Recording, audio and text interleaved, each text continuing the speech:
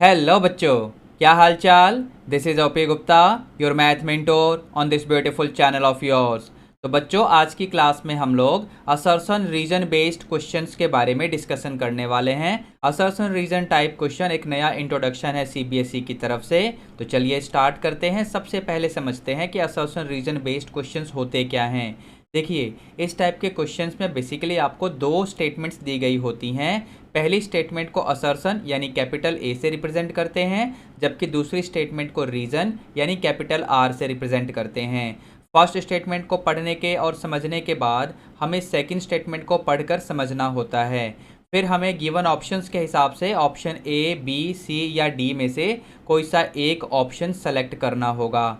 जैसा कि यहाँ पर आप देख पा रहे हैं बच्चों, ऑप्शन ए में क्या लिखा हुआ है, both A and R are true and R is the correct explanation of A। Option B में क्या है, both A and R are true but R is not the correct explanation of A। Option C में क्या है, A is true but R is false। Option D में क्या है बच्चों, A is false but R is true। ठीक है बच्चों, तो इन सभी ऑप्शंस के हिसाब से हमें अपने क्वेश्चन का आंसर यानी करेक्ट ऑप्शन डिसाइड करना होगा। तो चलिए स्टार्ट करते हैं आज की क्लास। तो ये रहा बच्चों हमारा क्वेश्चन। इसमें क्या बोला हुआ है, असर्शन वाले स्टेटमेंट में कहा है if sine X equal to -1/3 then cos X will be equal to 2√2/3।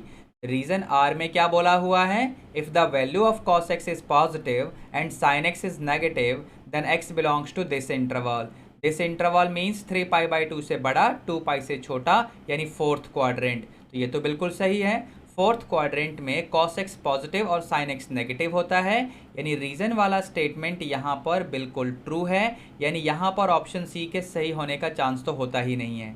तो चलिए जरा असर्शन वाली स्टेटमेंट को समझते हैं।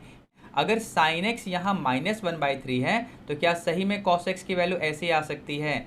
यहाँ पर साइन एक्स की वैल्यू हमें दे रखी है -1/3, इसका मतलब एक्स या तो थर्ड क्वाड्रेंट में होगा या फिर फोर्थ क्वाड्रेंट में होगा, क्योंकि साइन एक्स की वैल्यू नेगेटिव इन्हीं दो क्वाड्रेंट में होती है बच्चों।